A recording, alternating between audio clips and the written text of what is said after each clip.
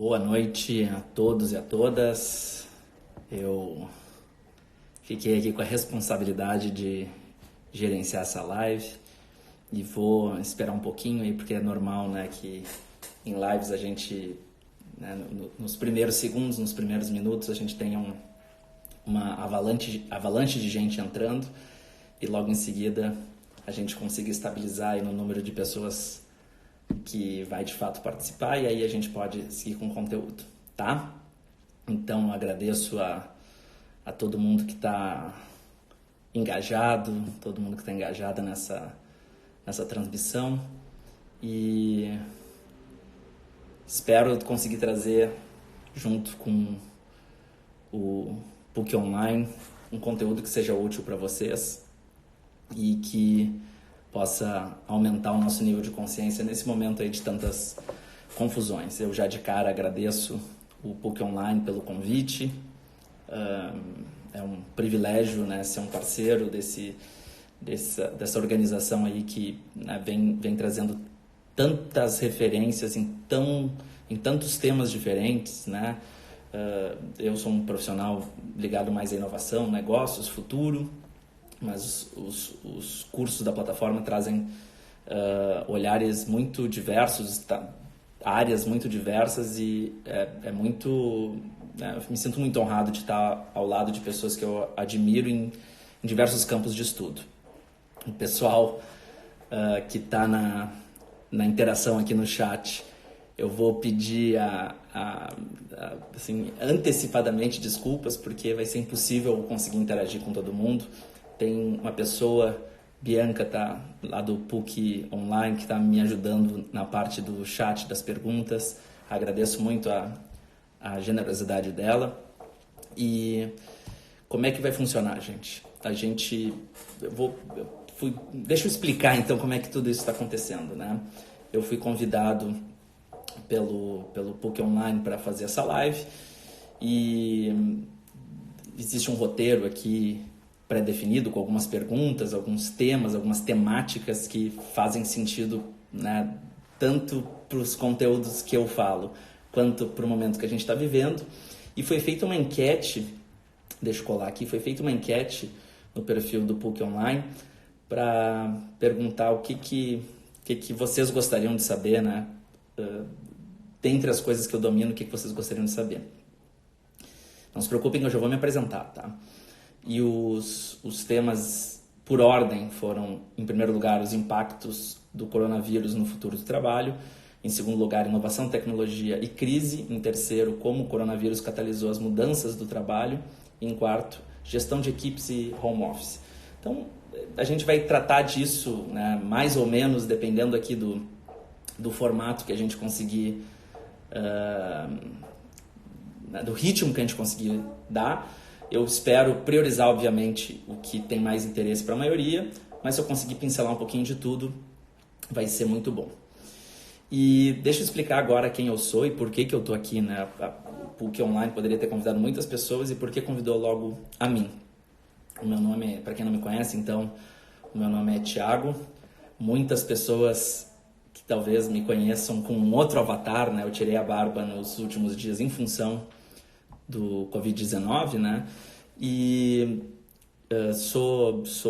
quando eu falo de trabalho, as pessoas associam meu nome a algumas palavras, né? Uma delas é empreendedorismo. Eu ajudei a cofundar mais de 15 iniciativas ligadas ao universo empreendedor, né? Todas elas embaixo desse guarda-chuva Nova Economia, chamado Nova Economia. Então, laboratórios de Big Data, plataformas digitais, aplicativos de interação, plataformas peer-to-peer, aceleradoras de negócio, coworkings, escolas de inovação. Realmente eu me aventurei em várias áreas diferentes. Fui parte do time de cofundação de vários organismos diferentes. Sou muito orgulhoso de tudo que eu participei. Eu não faço parte de muitos organismos que ainda existem e estão muito bem. Outros organismos, eles não avançaram, né? Acabaram não evoluindo tanto.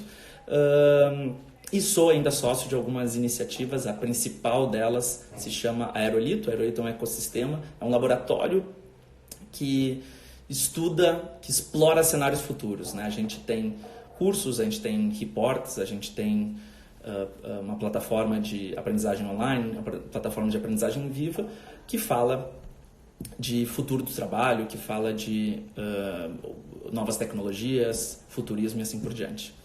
Outra palavra que associam muito a mim é aprendizagem. Sou professor, sou, né, parceiro aí do PUC Online. Eu sou professor convidado, eu acho que de umas 7 pós-graduações, e muito me honra ajudar. É engraçado, né? Esses dias um amigo meu mandou: Thiago, você está num curso de alimentação saudável do PUC Online. Eu disse: olha, eu não sei nada de alimentação saudável. Quando o pessoal me convida para falar num curso, por exemplo, de alimentação, é para falar de negócios. Então, eu sou professor de negócios, de inovação em vários diferentes cursos e tenho, né, muito orgulho disso. Além disso, eu sou professor, sou membro do corpo docente da Singularity University. Acho que muitos de vocês conhecem. Se não conhecem, vale a pena pesquisar. Uma organização dos Estados Unidos e que é referência mundial em inovação.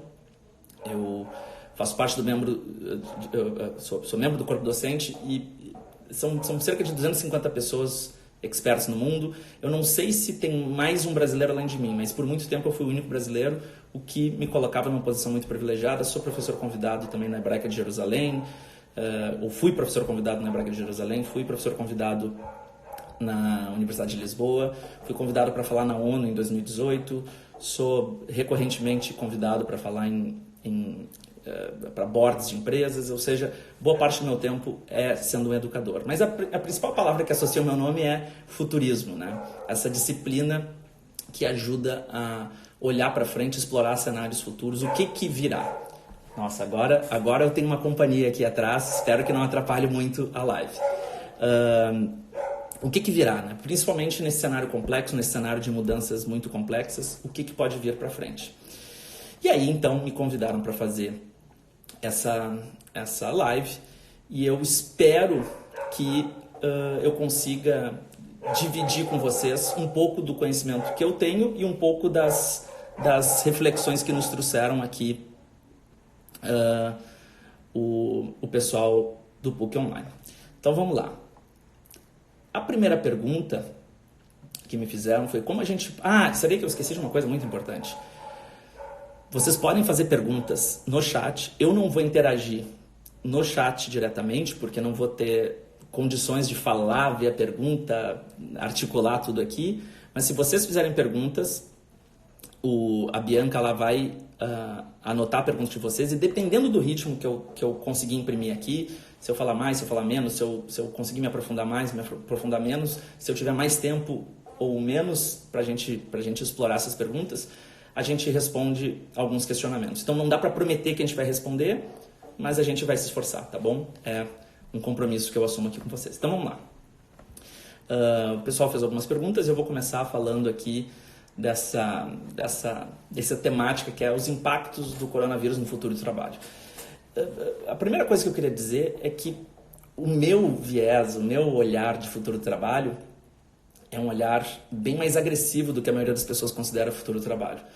Eu não considero home office futuro do trabalho, eu não considero modelo de plataforma futuro do trabalho, eu não considero uma iniciativa digital futuro do trabalho, eu não considero trabalhar por remoto, por plug, trabalhar por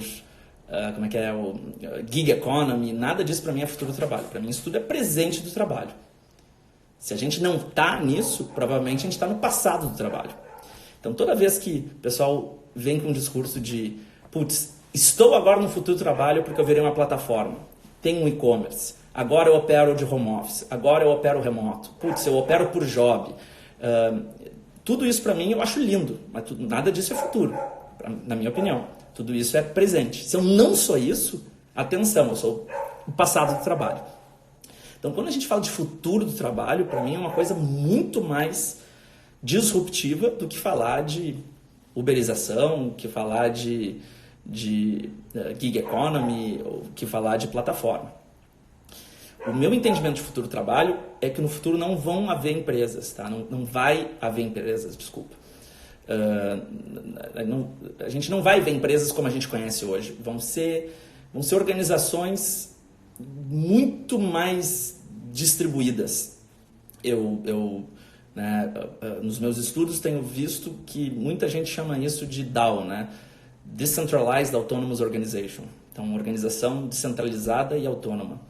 E E até esse nome para mim está errado, porque o certo seria Distributed Autonomous Organization, organização distribuída e autônoma. Então, assim, quando o pessoal fala, puta, eu criei um app para delivery, que eu conecto A e B, puta, eu criei um app de educação que conecta A e B, para mim isso é o presente. Se eu não estou aí, eu estou no passado. E toda essa introdução para responder a pergunta qual é o impacto do Covid-19 nesse futuro do trabalho. Provavelmente a gente vai ver uma aceleração desse terceiro modelo. Eu considero que existem 3 modelos, tá? Organizações mais clássicas, piramidais, né? Organização onde tem alta cúpula, gerenciamento médio, força de trabalho. Organizações tipo plataforma, tipo Uber, Airbnb, e organizações pós-digitais, que são essas que eu falei para vocês e que eu não vou ter tempo aqui de explicar como é que elas operam, né, numa live de meia hora.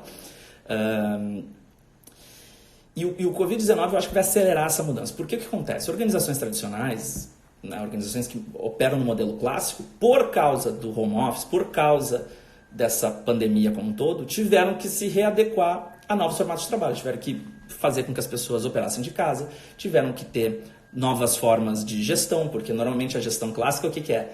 É a pessoa microgerenciando, fica passando e perguntando, e aí, como é que está o trabalho? E aí, como é que está o trabalho? No trabalho remoto a gente tem um outro tipo de trabalho, onde as pessoas operam em horários diferentes, em ritmos diferentes, com processos diferentes, com lógicas diferentes. Né? O gerenciamento do projeto é feito com outro tipo de plataforma e não com o olhar do dono ou da dona. Então, todas essas empresas da economia clássica estão tendo que se movimentar para a economia digital. Não tanto por desejo, e mais por necessidade de reclusão. Mas, em razão disso, a economia digital também vai acelerar para a economia pós-digital. Então, a gente vai ver muito mais do modelo que eu comentei antes surgindo. Né? Já existem, literalmente, milhares e milhares de organizações no terceiro modelo, no modelo DAO, e a gente vai ver muita gente experimentando cada vez mais isso. Então, o que para mim parece claro, e é evidente que essa é só uma intuição, uma sensação, mas nenhuma certeza, né? É que quanto mais clássico eu for, mais exposto eu vou estar nesse momento que a gente voltar, assim que a pandemia terminar, né? Que a gente não sabe se é daqui a 1 mês, 6 meses, seja lá quanto tempo for. Mais exposto eu vou estar como organização, mais exposto eu vou estar como líder, mais exposto eu vou estar como liderança. Porque vai ficar tão evidente de que aqueles métodos que a gente fazia, que a gente operava antes, eram métodos não contemporâneos, que a gente vai ter que absorver o mindset, a lógica, as métricas digitais o quanto antes. E é importante dizer também, pelo menos no meu ponto de vista, que ser digital não é necessariamente ser um app, não é necessariamente ser uma plataforma, não é necessariamente ser um e-commerce. Eu, inclusive, divido entre digital e digitalizado. Um e-commerce, para mim, não é digital. Um e-commerce, para mim, é digitalizado. A gente pega uma loja física, como se escaneasse essa loja física, leva essa loja física para zeros e uns, mas a operação é a mesma. Né? Eu vou lá, olho, por exemplo, um monte de roupa, escolho uma roupa, ponho dentro do carrinho, escolho outras roupas, ponho dentro do carrinho, fecho, tenho algum tipo de desconto, dependendo da combinação, fecho a compra e recebo a minha compra. Então, isso não é digital. Isso definitivamente não é digital. Existe uma confusão muito grande. Isso não é digital, isso é digitalizado. É óbvio que ter um e-commerce é excepcional. É óbvio que se eu tenho uma loja física e tenho um e-commerce, eu estou muito melhor que alguém que só tem uma loja física.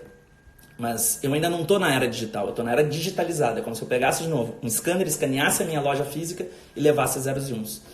E fazer essa transição para o digital, do digitalizado para o digital, é muito difícil. É muito difícil, porque a gente foi educado numa lógica industrial, uma lógica de linha de montagem, uma lógica onde o trabalho é linear, né, que nem uma linha de montagem, a matéria-prima entra, vai sendo transformada e sai um produto pronto para a prateleira. É segmentado, a gente segmenta em grupos de trabalho, em áreas, departamentos, seja como for. Ele é unidimensional porque as pessoas numa área só fazem uma coisa, então quem é da área financeira só faz financeiro, quem é da área de vendas só faz vendas, quem é da área administrativa né, só faz isso. Então, E é previsível porque na linha de montagem a gente tem o controle de qualidade, que é uma coisa legal, a qualidade, mas o controle é uma coisa que na era digital não funciona muito. E quando a gente fala de inovação, quanto mais controle, menos inovação, né? Se eu controlo tudo, eu sei o outcome, eu sei a saída. Então, se eu não controlar essa saída, eu não vou... Se eu controlar todos os passos, inclusive a saída, eu não vou surpreender ninguém. Então, o que acontece é que tem muito app, tem muito e-commerce, tem muita empresa que acha que está na era digital, na verdade está na era digitalizada, que ainda opera de maneira linear, que ainda opera de maneira segmentada, com departamentos totalmente estratificados e por silos, que ainda opera na lógica unidimensional. Puta, ou você faz isso, né, ou você faz aquilo. Não tem como fazer as duas coisas, senão você está confundindo aí o nosso sistema. E totalmente previsível. E esse é o meu convite quando eu converso com liderança, quando eu converso com empresas, que é a gente sair da lógica clássica, sair da lógica de produtização, sair da lógica industrial, sair da lógica digitalizada e entrar verdadeiramente na era digital, onde os processos são não lineares, conectados, multidisciplinares e exponencialmente imprevisíveis. Então, a imprevisibilidade, ela faz parte do trabalho de uma organização digital. E é por isso que se fala tanto de squads, metodologia ágil, de diversidade hoje em dia. Não é um hype. Não é um hype. É porque se eu não desenhar minha organização para ser assim, vem um Covid-19 e eu me ferro. E eu não tenho margem, eu não tenho flexibilidade para operar rapidamente. A questão da multidisciplinariedade, para mim, é evidente. Assim, a ciência vem falando, né? Todas as escolas que eu estudei, talvez eu tenha estudado em todas as...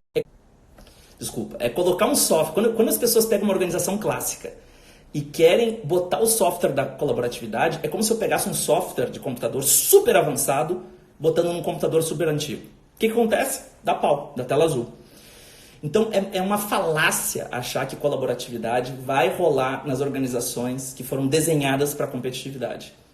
E, de novo, tem um monte de organização, um monte de app, um monte de e-commerce, um monte de marketplace que opera nessa lógica linear, segmentada, unidimensional, previsível, competitiva, acha que está na nova economia, mas não está na nova economia. A frase que eu digo é: diga-me o que medes e eu te direi quem és.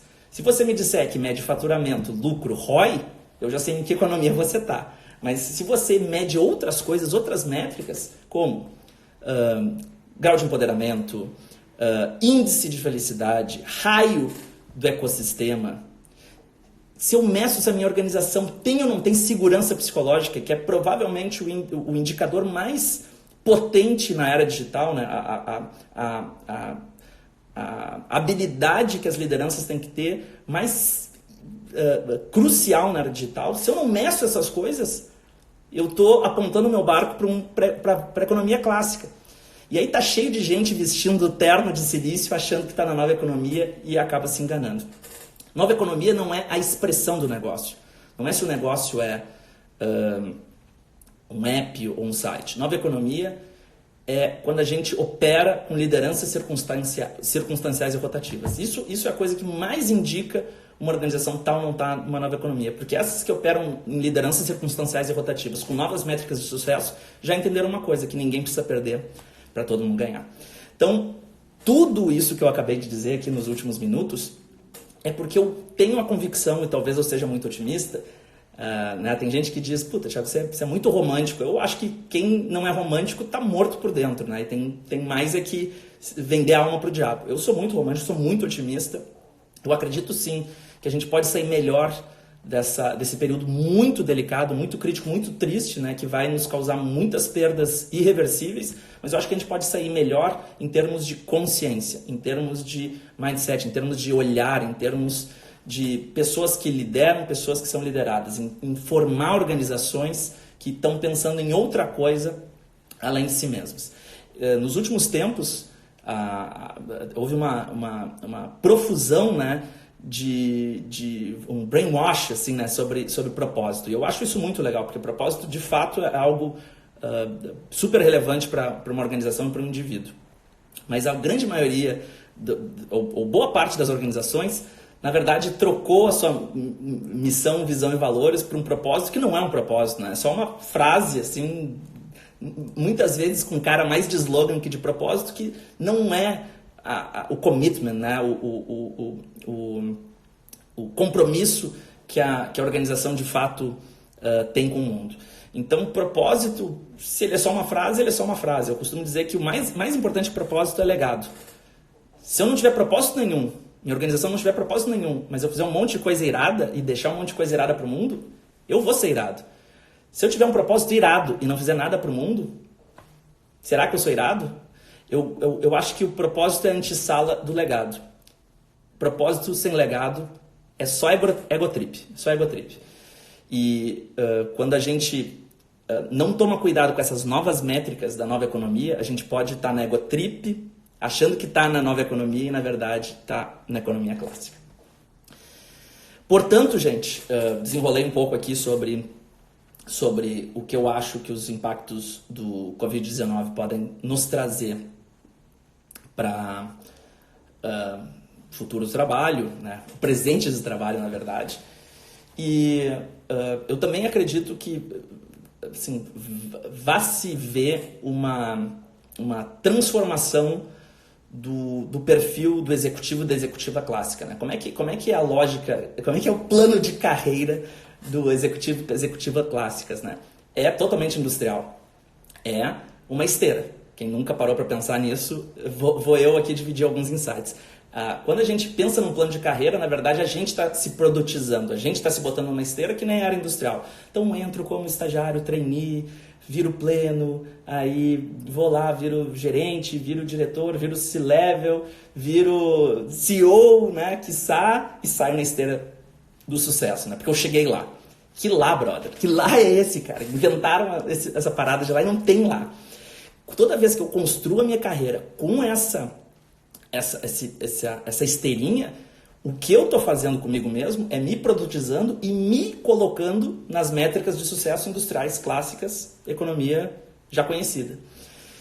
E com essa aceleração do processo de home office, de digital, de novas métricas mais da nova economia, eu acho que muitos executivos e muitas executivas vão se permitir o que para mim é natural, que é fazer várias coisas. Fazer várias coisas. Vocês conhecem alguém que goste só de uma coisa? Eu só gosto de, sei lá, jantar fora. Você não gosta de viajar, você não gosta de sei lá, ficar com seu filho, você não gosta de ir no cinema. Não, uma pessoa que só gosta de uma coisa. Por que na profissão a gente tem que gostar de uma coisa só?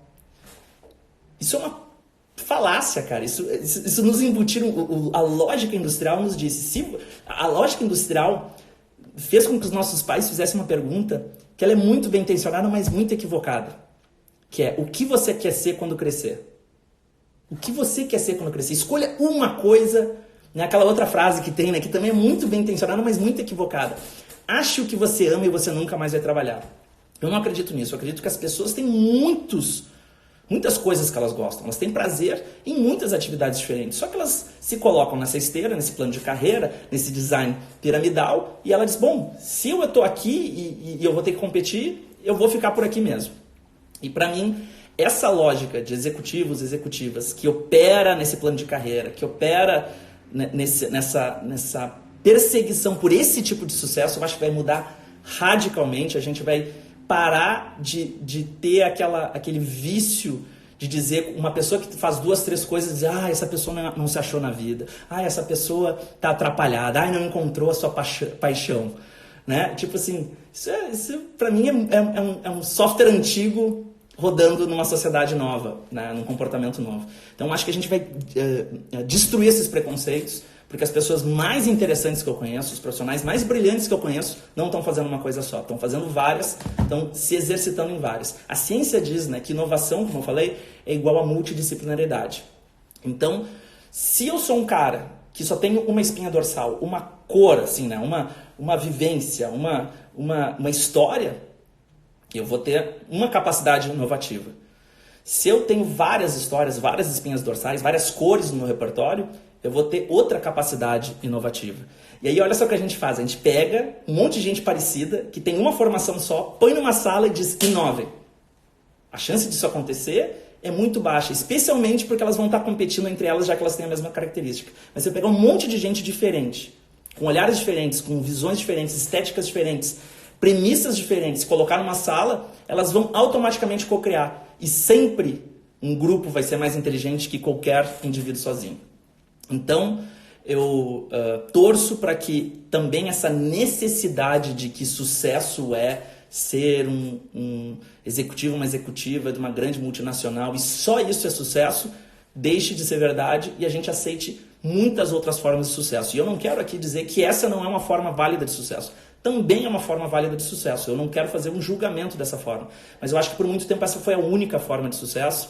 Eu consigo imaginar minha avó dizendo, Thiago, entre numa grande empresa e faça uma carreira e saia aposentado de lá e ganhe muita grana e tenha uma sala grande com um monte de gente obedecendo você. Eu consigo imaginar isso porque é um mindset que lapidava as carreiras para acreditar que esse é o único jeito de ser feliz, o único jeito de entregar algo para o mundo e, para mim, claramente, isso é só uma das infinitas alternativas que a gente tem. E acho, inclusive, que as outras alternativas fazem mais pessoas felizes que essa. Certo, gente? Eu não tô com muita certeza se o que eu tô dizendo tá dentro do que vocês estavam esperando ou não. A minha mãe brinca que se me der um microfone eu fico falando pelo resto da vida. E eu gosto de articular ideias sobre o futuro do trabalho, tá? Então, se vocês estiverem gostando, vão dando feedback, coraçãozinho e palminhas aí para eu saber se é por aí ou se eu mudo a rota, tá? Inovação, tecnologia e crise é um segundo tema. Não vou usar aquele clichê, eu tento fugir desses clichês, não vou usar aquele clichê que como é que é o anagrama japonês de oportunidade, de crise e oportunidade é o mesmo. Eu não vou por aí, tá? Prometo que eu não vou por aí. Mas o que me parece muito claro é que quando existe uma crise, a gente tem que sair da zona de conforto. A gente tem que achar novas soluções para coisas que a gente vinha fazendo antes quando não estava crise, né? Quando não está crise, está tudo bem, eu me permito continuar estável. Quando tem crise, o sistema desestabiliza, eu sou forçado a procurar alternativas novas. Então, é evidente que pessoas mais inovadoras, organizações mais inovadoras, se adaptam mais rápido num período de crise. E é evidente que organizações mais lentas e menos inovadoras têm mais dificuldade num período de crise. E o que é ser inovador num período de crise? No meu entendimento, a principal característica de inovação num período de crise é o que uma pensadora indiana chamada Sara Sarasvati define como effectuation. Efetuação seria... Ela diz que tem dois mindsets, assim, tem dois olhares. Causation e effectuation. Então, o causation é um mindset rígido e o effectuation é um mindset não linear. Que a gente constrói o plano ao longo do plano. No mindset rígido, a gente monta o plano e segue o plano, e no mindset não linear, a gente constrói o plano ao longo do plano. E ela diz um negócio que é maravilhoso. Ela diz assim... o gerenciamento clássico das empresas clássicas dizia o seguinte: vamos estudar um monte de coisa, a gente tem que ler os melhores livros, contratar as melhores consultorias, para que a gente tenha tanta informação para montar o plano que seja o plano perfeito, porque a gente vai estar adivinhando o futuro. A gente vai ser muito, muito, muito capacitado para adivinhar o futuro. A gente vai estar cercado de informação das melhores pessoas para adivinhar o futuro. Esse é o jeito clássico, mais industrial de pensar. O jeito que ela fala, que é o effectuation, é o seguinte: eu vou me alimentar das ferramentas, principalmente emocionais, para ser flexível, para ter flexibilidade, para construir o plano ao longo do plano. Porque se eu consigo construir o plano ao longo do plano, eu não preciso descobrir o futuro. Eu construo o futuro enquanto ele acontece. Isso para mim é genial. Então a lógica presunçosa de achar que eu sei qual é o futuro é uma lógica mais clássica. E a lógica humilde de dizer, eu não tenho a menor ideia qual é o futuro. E por isso que eu vou ter que humildemente construir o futuro, descobrindo o dia a dia, para mim é uma coisa super inspiradora. Por sinal, eu falei aqui, eu usei algumas referências. No final dessa live, Eu vou deixar um link para vocês, tá? Porque eu imaginei que ia falar várias referências sobre o futuro do trabalho, com 7 livros que eu considero que são excelentes livros e que normalmente não são muito falados em ambientes de nova economia. Então eu vou dividir esses 7 livros, eu deixo um link que vocês podem baixar essas referências, tá bom? Então quem quiser, depois eu deixo o link para vocês. Que mais? Gestão de equipes e home office. Eu falei um pouquinho disso. Eu acho que tem um entendimento aí, tem um aprendizado que a gente tem que tirar, as lideranças têm que tirar desse momento onde o trabalho remoto se tornou ubiquo, né, se tornou universal, que trabalho remoto não é simplesmente cada um trabalha da sua casa na mesma lógica que eu operava quando estava todo mundo no trabalho. São outros sistemas, são outros ritmos, é respeitar... Eu vou atalhar o raciocínio. É basicamente entender que a gente tem uma matriz 2x2, que isso está naquele vídeo do Spotify, né? Tem um vídeo no YouTube que é maravilhoso, da cultura de engenharia do Spotify. 2 vídeos de 15 minutos, é sensacional. O Spotify, que é uma das organizações que tornou ainda mais conhecidas os métodos ágeis, squads e assim por diante. E eles têm lá um gráfico que é alinhamento e autonomia. E com alinhamento e autonomia, a gente monta uma matriz 2x2, né? E com alinhamento e autonomia a gente entende bem como é que tem que se operar de maneira remota. Como é que a gente opera de trabalhar de maneira remota, verdadeiramente remota, né? Não, de novo, digitalizado, não escaneando como eu trabalhava dentro da empresa, presencialmente, e levando para o digital. Então é um gráfico 2x2, onde tem o microgerenciamento, né, que é quando eu tenho baixo alinhamento e baixa autonomia, que é a pior forma de gerenciar. Acho que eu não estou dizendo nenhuma novidade se você, por acaso, microgerencia ou é microgerenciado. Lamento informar, mas você está operando na pior lógica possível, na menos digital possível. Se você tem muito alinhamento e pouca autonomia, na verdade, é uma ditadura, né? É aquele chefe ou aquela chefe, aquela liderança que diz... Aquela chefe, né, que diz, faça como eu mando, eu tenho anos de experiência, faça desse jeito que vai dar certo. Então, as pessoas se sentem robóticas, né, e o engajamento é baixíssimo. Se a gente tem altíssima autonomia, mas baixo engajamento, a gente tem um caos. E eu digo para vocês, eu já quebrei empresas, já tive insucessos profissionais achando que nova economia, cada um faz o que quer, nova economia é essa coisa distribuída e tal. E não alinhei bem e, de fato, virou um caos, porque cada um correu para um lado, né? Eu só respeito organizações que conseguem, e lideranças, né, que conseguem operar com altíssimo grau de alinhamento e altíssima autonomia. A gente desenha bem o framework e depois permite que as pessoas operem dentro desse framework. Então, se você tem dificuldade de operar assim, faça uma autoavaliação para ver se você está de fato trabalhando de home office na lógica digital ou se você está trabalhando de home office na lógica mais clássica. Certo? Galera, falei bastante aqui e eu acho que eu posso agora me dar alguns segundinhos. Eu vou ir para as perguntas, tá? A Bianca vai me ajudar aqui com as perguntas. E se vocês quiserem continuar na live, lá no final eu vou dar o linkzinho com as referências, tá? Não se preocupem, depois eu vou dar o meu Instagram, vou dar todos os meus contatos para vocês me perguntarem coisas que por acaso tenham passado aqui, tá bom? O que a gente pode ver, Bianca, de perguntas aí que por acaso tenham passado e que por acaso estejam interessantes dentro do contexto que a gente criou aqui? Tem alguma que você... Eu não tô vendo nada. Vou pegar uma das que a gente estava... Isso, ó, veio uma aqui.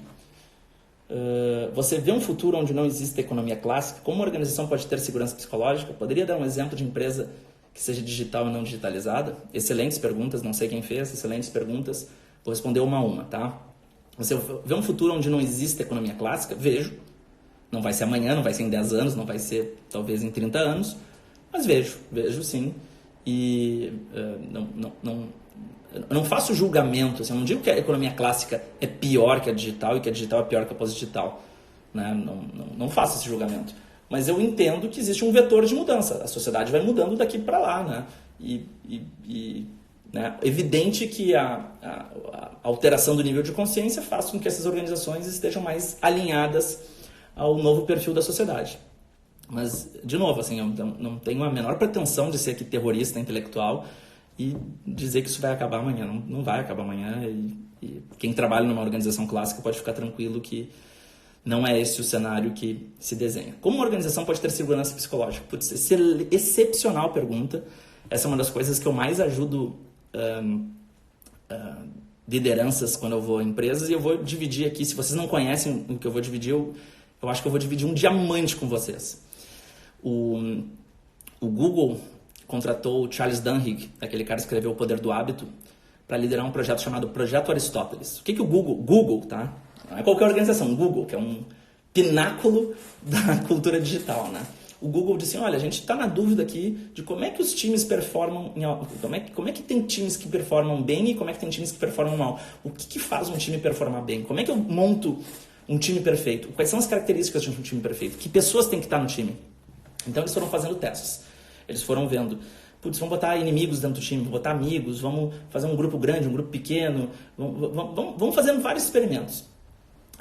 E eles foram sacando que as pessoas que fazem parte do time importam bem menos do que a forma como o time interage. Então é engraçado isso, porque normalmente a gente faz um recrutamento, né, quando a gente vai contratar ou quando o RH vai contratar, a gente se preocupa muito quem são as peças importantes para este departamento, que é uma lógica totalmente industrial, né, uma lógica de engrenagem, né? E o que o Charles Duhigg, no projeto Aristóteles, descobriu junto com o Google é que o importante é o software, é a forma como as pessoas interagem entre si. Ele descobriu os dois fatores que são fundamentais para chegar no tweet definitivo. Então, a primeira coisa que um time de alta performance tem que ter e que uma liderança tem que cultivar, tem que fomentar, é participação razoavelmente igualitária entre os participantes, né? As pessoas, quando tiver uma reunião, quando tiver um momento para decidir alguma coisa, não pode chegar a liderança lá e dizer, olha gente, é isso, tá todo mundo de acordo, sim, não, porque daí a gente fica se sentindo totalmente desvalorizado. Na verdade, muitas vezes a liderança só quer plateia, né? E o que a gente tem que fazer é ter a disciplina de ouvir todo mundo, porque quando as pessoas são ouvidas, elas dizem, putz, eu sou importante para essa organização, eu estou sendo considerado, estou sendo considerada, se eu estou sendo considerado, estou sendo considerada, então eu vou começar a dividir as coisas que eu realmente acho importantes. Porque se eu nunca sou considerado, se eu nunca sou considerada, eu vou ficar quietinho ali, não vou me indispor com a liderança, né? Por que eu vou me indispor com a liderança? Mas quando eu percebo que existe uma zona segura para isso, eu falo realmente as minhas melhores ideias, dou os melhores feedbacks e o grupo melhora. Mas isso não é suficiente. Simplesmente pedir para que o grupo participe de maneira igualitária não é suficiente. A segunda coisa que o projeto Aristóteles descobriu é que a gente precisa ter escuta ostensiva. Escuta ostensiva. O que é escuta ostensiva? É mostrar que eu estou escutando. Quando uma pessoa falar, eu repetir o que ela falou. Eu sacudir a cabeça. Eu não estar no celular. Eu não fazer aquela coisa que eu já fiz 1000 vezes. Gente, vão falando aí que eu vou sair da sala rapidinho só para atender uma ligação e que já volto. Isso destrói o grupo. Quando eu demonstro ostensivamente que estou escutando, porque a gente não aprendeu a escutar, né? A gente aprendeu a falar. A Marla Singer, naquele filme Clube da Luta, se eu não me engano foi ela que diz, né? Ela diz que a maioria dos diálogos são duas pessoas esperando a sua vez de falar. E né? A gente está esperando a vez de falar e não a gente está se propondo a escutar. Então, se a gente demonstra para os outros que está escutando, a pessoa se sente segura. Tipo assim, putz, realmente o que eu estou falando aqui tem relevância. E quando esses dois fatores se combinam, a gente chega no que os psicólogos chamam de segurança psicológica. Segurança psicológica é, segundo o projeto Aristóteles, o único fator que faz um time ter alta performance. O único fator que faz um time ter alta performance. Então, o que é paradoxal aí? Quando uma liderança vira e diz, pô, meu time não está performando bem, de quem é a responsabilidade? Dele mesmo, que não está fomentando segurança psicológica no grupo. Então é muito louco isso. E para mim isso foi um tapa na cara. Eu descobri com esse aprendizado que eu tenho muito que aprender na gestão de pessoas, né? Quantas vezes eu cometi esses erros e espero no futuro cometer muito menos desses erros. Tem um livro muito bom chamado Fearless Organization, Organização Sem Medo, que inclusive mostra métricas para a gente medir se a nossa organização tem medo ou não, e vai estar no PDF que eu vou distribuir no final. Galera, poderia dar um exemplo de uma empresa que seja digital e não digitalizada? Posso sim. Vamos lá. Se eu tenho uma loja de moda que vende camisas, por exemplo, tá? Ali num shopping, ela é não digital, certo? Eu chego lá, compro a roupa, ela é uma loja analógica. Ah, mas tem sistema. Ah, mas ela tem um site. Tal. Tá, tudo bem, mas a natureza dela é não digital, tá? Quando eu tenho um e-commerce dessa loja de roupas, ela é digitalizada, certo? Eu peguei a loja de roupas, mesmo modelo mental, mesmo modelo de negócio, roupas, desconto, carrinho, cartão de crédito, mesma coisa, e passei para zeros e uns. Então isso não é digital, isso é digitalizado.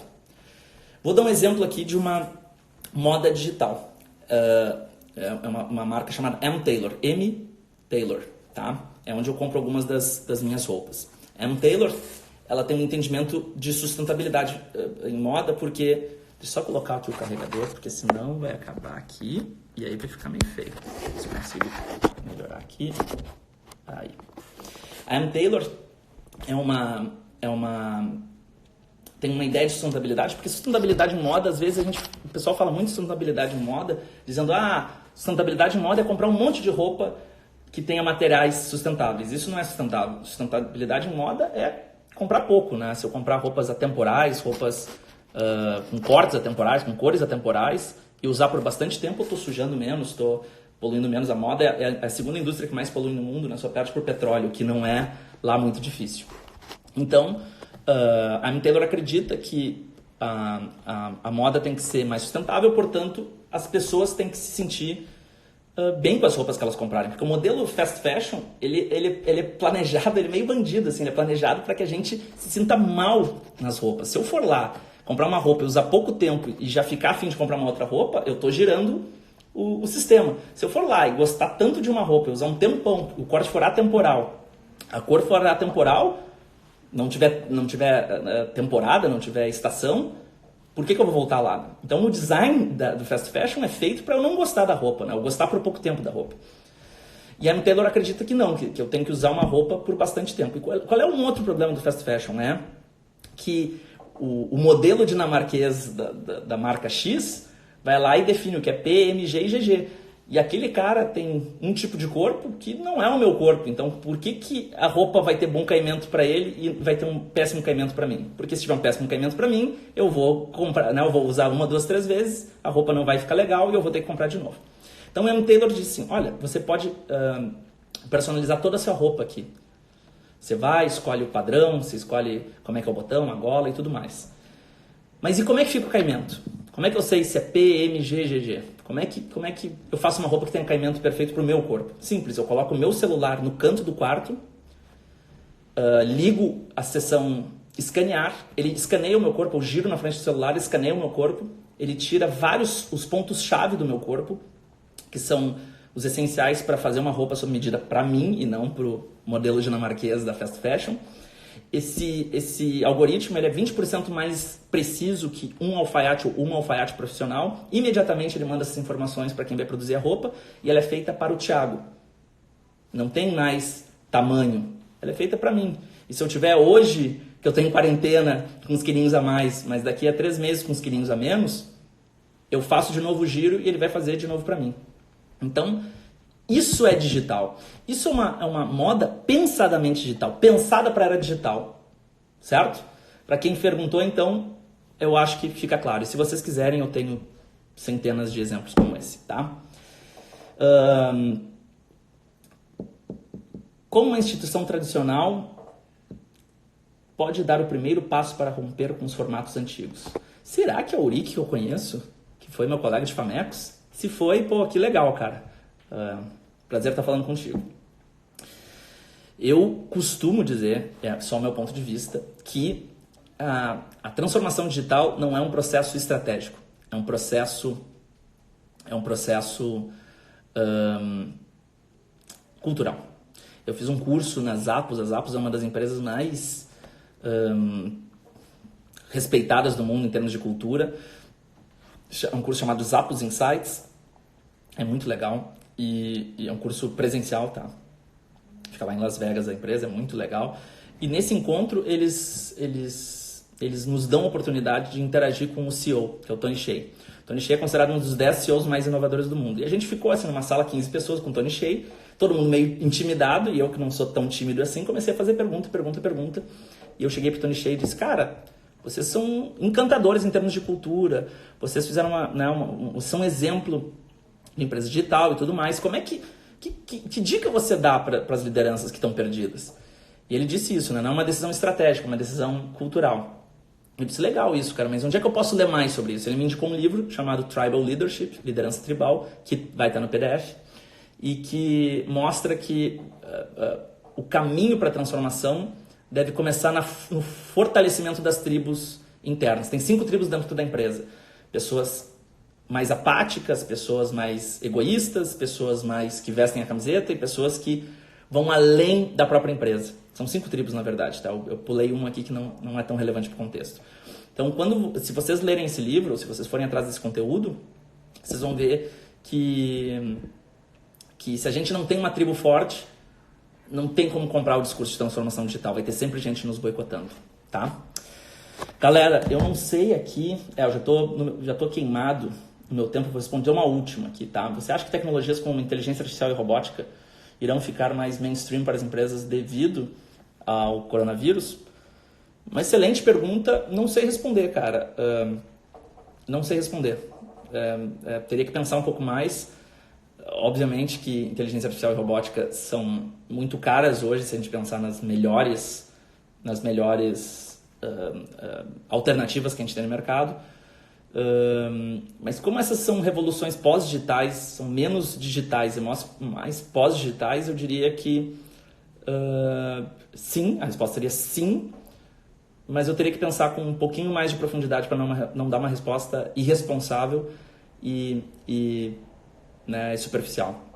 Eu não tenho vergonha nenhuma de dizer não sei, né? Inclusive eu aprendi com Stuart Feinstein, que ele ensina muito sobre ignorância, né? A gente tem um modelo mental muito de achar que eu sou ignorante e vou ter conhecimento. Na verdade, o conhecimento leva para uma ignorância mais sofisticada. Quanto mais ignorante eu sou, melhor eu tô, eu acho, numa melhor posição eu tô. E ser ignorante não é não saber as coisas. Ser ignorante é saber fazer melhores perguntas. Então, eu acho que você fez uma excelente pergunta que me deixou aqui numa área de não sei, e isso sofistica a nossa ignorância dos dois lados aqui. Obrigado. Gente, é isso, né? É isso. Para finalizar a live, qual a reflexão que você sugere importante para termos durante esse período? A reflexão que eu sugiro é da lógica da abundância. Eu aprendi com um saudoso amigo chamado Oswaldo Oliveira, economista, que existem 2 lógicas, a lógica da abundância e a lógica da escassez. E a diferença entre elas é a premissa básica. Então, eu vou dividir com vocês aqui a premissa básica das 2 e a gente tenta se enxergar, tenta ver onde é que a gente está, tá? A premissa básica da lógica da escassez diz assim: não tem recurso para todo mundo. Não tem recurso para todo mundo. O que é recurso, Thiago? Recurso é qualquer coisa. É fome, é comida, é habitação, é amor, é saúde. Não tem para todo mundo. Se não tem para todo mundo, putz, vai faltar para mim, né? Quando eu coloco essa frase, não tem para todo mundo, eu automaticamente fico com medo, porque eu sei, tem recurso, mas não tem para todo mundo, então pode faltar para mim. Se eu acredito em tudo isso, eu começo a competir, né? Porque tem recurso, não tem para todo mundo, então eu vou começar a competir. Não só competir, como estocar. Não estocar de uma maneira saudável, mas estocar em excesso, aquela estocagem absurda. Vou contar uma história de estocagem absurda que aconteceu com um amigo meu. Ele foi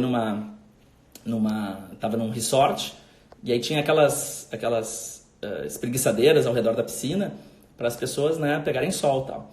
Aí uma pessoa foi bem cedo lá e botou um chapéu num, botou uma camiseta no outro, botou um chinelo no outro, e reservou todas da piscina. E esse meu amigo chegou. E aí ele perguntou, olha, né, você vai usar todas essas? Eu disse, não, pode pegar essas 2 aqui.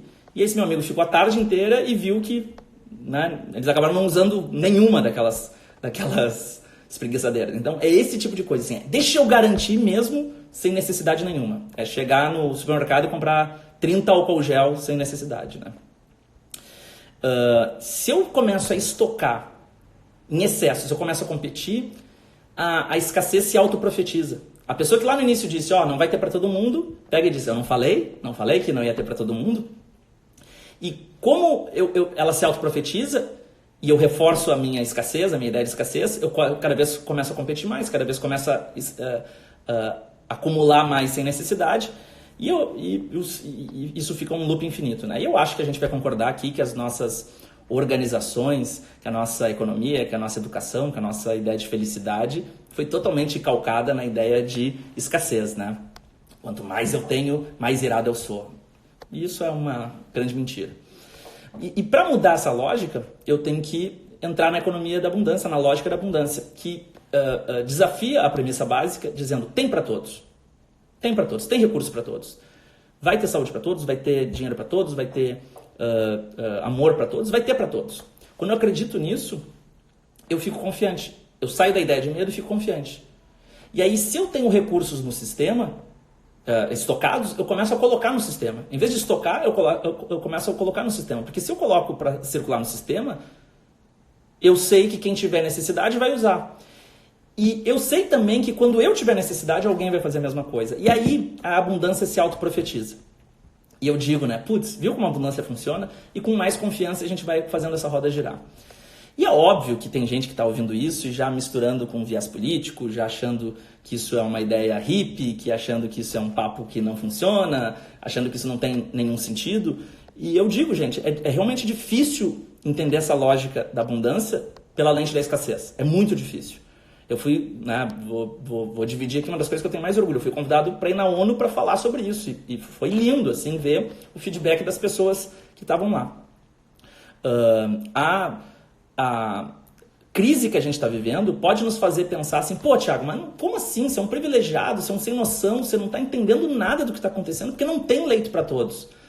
Talvez, de fato, a forma que a gente desenhou o nosso sistema de saúde foi uma lógica escassa. Talvez a forma como a gente tenha uma democracia representativa seja um sistema escasso. Talvez o que a gente esteja vendo hoje seja reflexo, consequência da lógica da escassez. E não a escassez de fato. Porque eu acredito que existe para todos. E eu espero que a gente saia dessa crise entendendo que se a gente se ajudar, se a gente for generoso, empático e colaborativo de fato, a gente vai ter menos impactos nessa crise como um todo. Eu espero que a nossa leitura de mundo seja uma leitura de mundo menos centrada no eu e mais centrada no todo, né?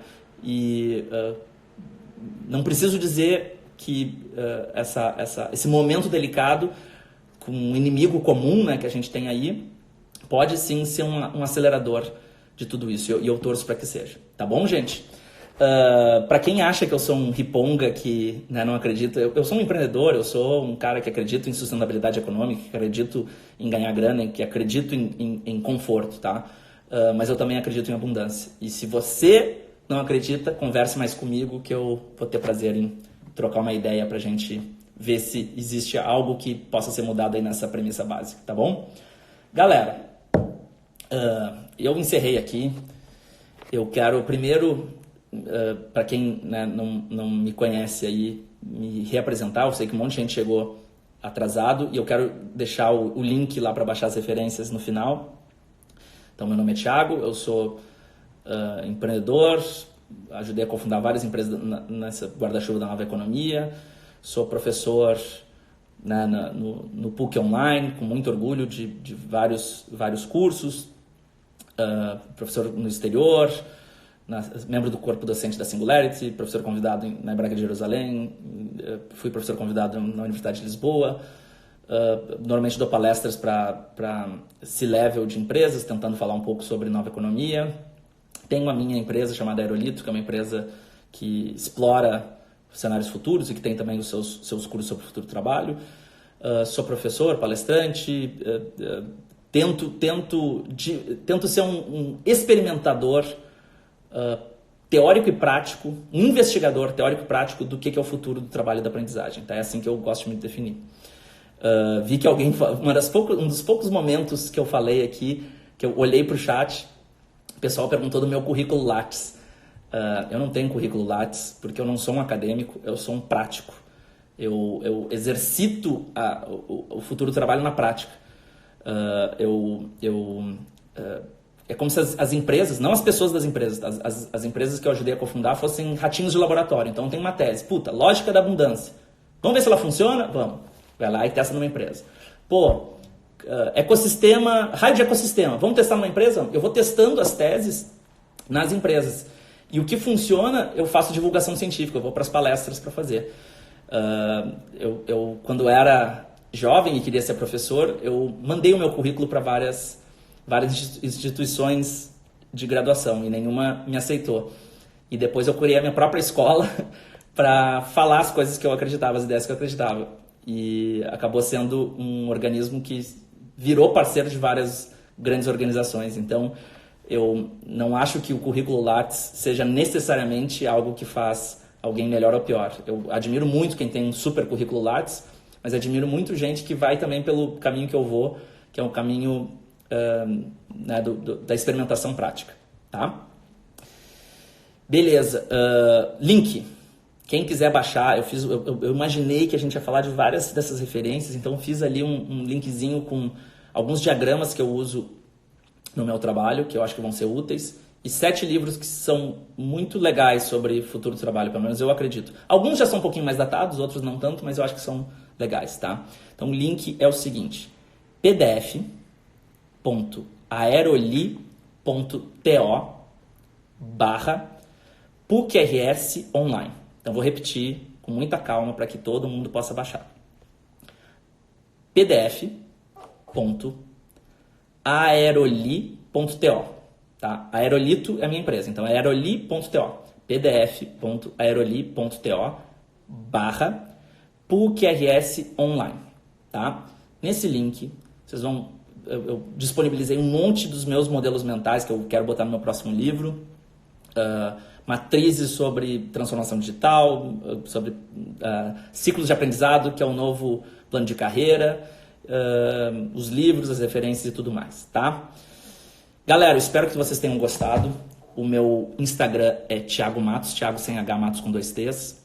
O Instagram da minha empresa é Aerolito, Thiago Matos sem H e Matos com 2 T's, Aerolito. Eu posto tanto no meu perfil pessoal quanto a gente posta no perfil da empresa várias ideias sobre futuro do trabalho. Se vocês tiverem interesse, vou ficar muito feliz se vocês nos seguirem por lá. E eu queria agradecer mais uma vez a Bianca por ter sido parceira aqui nessa jornada. Obrigado, Bianca. A gente sabe que live é sempre uma correria, mas agradecer principalmente o PUC Online, que é um grande parceiro que me deu a oportunidade aí de expressar as minhas ideias no ambiente acadêmico. Eu não sou um cara acadêmico, como vocês sabem, e ter isso para mim também é um negócio legal, né? Tipo, ser um experimentador na prática, como empreendedor, ser um experimentador em escolas livres, em cursos livres, né? Que não estão ligados ao MEC, mas também em organizações com respeito, com admiração, com história e com uma substância assim que me faz muito feliz e acho que me transforma num profissional melhor, tá bom? Galera, obrigado por tudo. Eu torço para que a gente vença esse inimigo comum quanto antes e deixo aqui o meu beijo, meu abraço